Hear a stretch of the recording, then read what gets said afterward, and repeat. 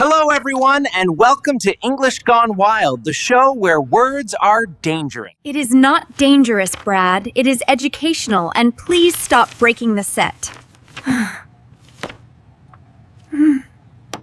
Emma, I heard a rumor that it is going to rain animals today. Should I be scared? The forecast said it is raining cats and dogs, so I came prepared for falling puppies.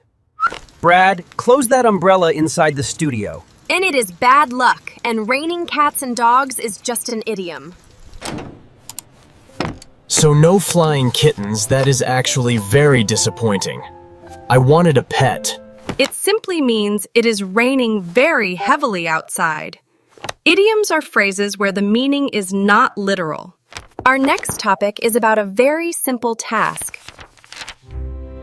Oh no, not the task! Learning these phrases will be a piece of cake for you, Brad. Finally, some food. I was starving. Thank you for the cake, Emma. Brad, put the cake away. Piece of cake means something is very easy to do, not actual food. English is so cruel. Why do you promise cake and give me grammar instead? Because grammar lasts forever, Brad, but cake only lasts a minute. Anyway, Brad, you have a performance review tomorrow, so I just want to say, break a leg. Yeah. What did I do to you, Emma? Why are you so violent? I like my legs. Come back here, you silly goose. Break a leg means good luck in the theater world. If you want to wish me luck, just give me the cake back. That is safer. You are impossible, Brad. Nah. And now, let us move to some words that sound exactly the same. Look at this beautiful flower, Brad. Do you like it? I prefer this flour, Emma. It is much more useful for making pancakes. Brad, that is flour for baking, and this is a flower from a garden. They are homophones. Well, now I look like a ghost, which brings us to silent letters, right? I'm pure sapist to me, Brad. Exactly, Brad. Look at this word. How do you pronounce it? K-A-N-I-G-H-T. What? That is easy. It is K-N-I-G-H-T because K is for king. No, Brad, the K is silent. You do not say it. Just say night like nighttime.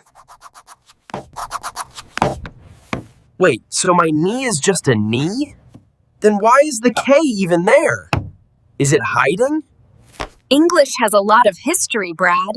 Sometimes letters just stay there like ghosts. Ooh, spooky silent letters.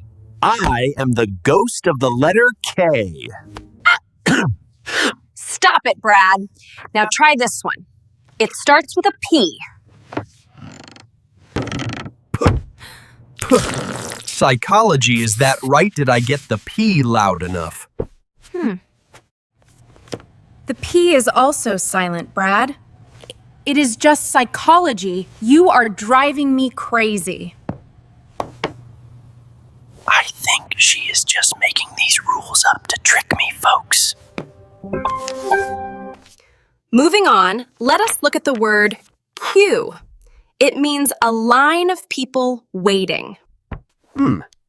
Why are there 5 letters if you only say Q? The other 4 are just freeloaders. They are waiting their turn, Brad, just like people in a queue. And that is the beauty of it. All right, Brad, I have a big secret about the producer. Come on, spill the beans. I knew you would ask, so I brought lunch. Here are the beans. There, I spilled them. Are you happy now? Tell me the secret. Brad, Spill the beans means to tell a secret, not to destroy the studio desk. Oh, that makes more sense. But these beans are delicious. Do you want some? No, thank you, Brad. Enough about beans. Let us see what the next topic is. Did you say sea? I love the ocean. Where are the dolphins, Emma? No, Brad, I said see with an E, like seeing with your eyes, not the ocean. Ow, man. I brought my swim trunks for nothing. I wanted to go surfing. To see is a verb, S-E-E means vision, and the C, S-E-A, is water, homophones again. I see what you mean. See? I used the word correctly. Are you proud? Very good, Brad. You are learning fast. Now let us talk about money. Some things in life are very expensive. They cost an arm and a leg. My limbs, you cannot have them, Emma. I need them for walking and hugging. Take the desk instead, or take the rubber duck. Just leave my legs alone. Brad, relax. It is an idiom. Nobody wants your legs. It just means very expensive. Whew, that was close. I thought I had to pay for lunch with my toes. For example, this car costs an arm and a leg, meaning it costs a lot of money.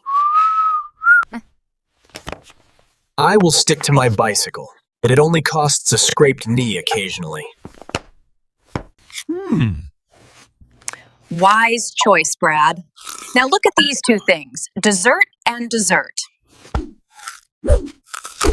Ouch! That cupcake is very spicy and dry. Why did you do that? That is a desert, Brad, full of sand and heat dessert. With 2 S's is the sweet treat. So 1 S for sand and sun. That makes me thirsty just thinking about it. And 2 S's for strawberry shortcake. Or sweet stuff, go ahead, have the dessert.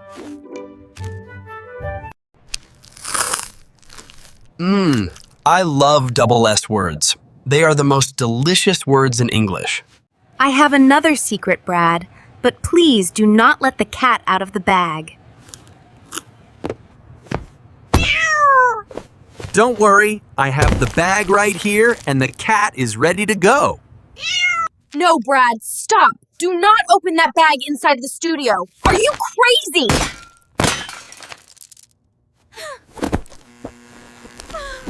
But you said let it out, the poor kitty wants to see the newsroom. It is an idiom, Brad. Huh? It means do not reveal the secret, do not tell anyone. Oh, so there is no cat in here. I was wondering why it was ticking. Thank goodness it is just a toy. And you really scared me that time, Brad. I am the master of props, Emma. You never know what I have under this desk.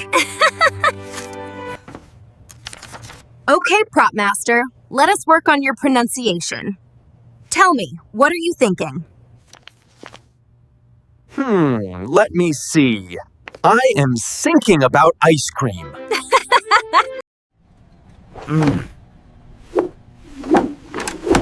Brad, where are you going? Why are you disappearing under the table? You asked what I was doing, and I said, I am sinking, help me, glub glub. Not sinking, Brad, thinking stick your tongue out and blow air, thinking. Inking? Is that right, do I look smart now? Much better if you say sinking, and people will think you are drowning in a boat. English is a survival skill. One wrong letter, and you are underwater. Exactly. Now let us look at a word that changes completely. Butter and fly. I get this one. It is flying butter. Watch me soar, Emma. Emma? Oh no, Brad, not again. We just cleaned the desk. Well, the butter flew, technically, so I am right. Butterfly is a compound word, Brad. It is a beautiful insect, not flying, Derry. That is disappointing. I was hoping for a dragonfly that breathes fire next.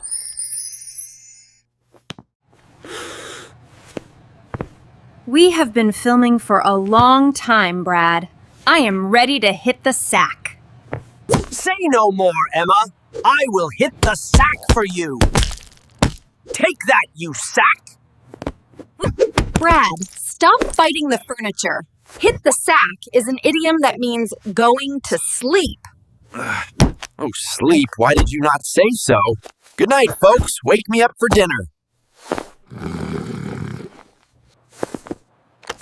Wake up, Brad. We are not done yet. We still need to discuss irregular verbs. My ears are ringing. I will never hit the sack around you again, Emma. Focus, Brad. Tell me the past tense of the verb go, as in, I go to the store. Cookie. That is easy. Yesterday, I go to the store and I buyed some milk. No, Brad, stop. It is not goed, it is went, and it is not buyed, it is bought. Went and bought? Where did the G and the B go? Why does English change the whole word? Because they are irregular verbs, Brad. They do not follow the rules, just like you. I think my brain just exploded. Exploded. See? You are messing me up. Let us try one last pair of homophones, meet and meet. Hello, Mr. Steak. Very nice to meet you. I am Brad. Brad, do not shake hands with raw food meat. M-E-A-T is food meat. M-E-E-T is seeing people. Well, now I have sticky hands again. I am feeling a bit under the weather. Oh no! Are you sick? Under the weather means you are not feeling well. I am literally under a cloud, Emma, but yes, I think I have grammar fever. I think that is enough for today. Let's wrap it up before Brad breaks anything else. Yes, please like and subscribe for more English chaos and to see if I survive. Goodbye, everyone. Keep practicing. And do not break a leg, literally. And cut. Great job, everyone. Taking 5. You did great, Brad, but you are stuck to the desk again.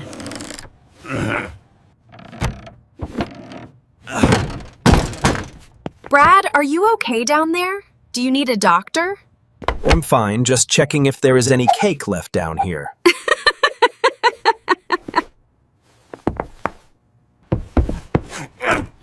Brad, do not eat that. It has been on the floor for 3 episodes. 5-second rule, Emma. Calories do not count in the dark. You are hopeless, Brad. See you next time, everyone.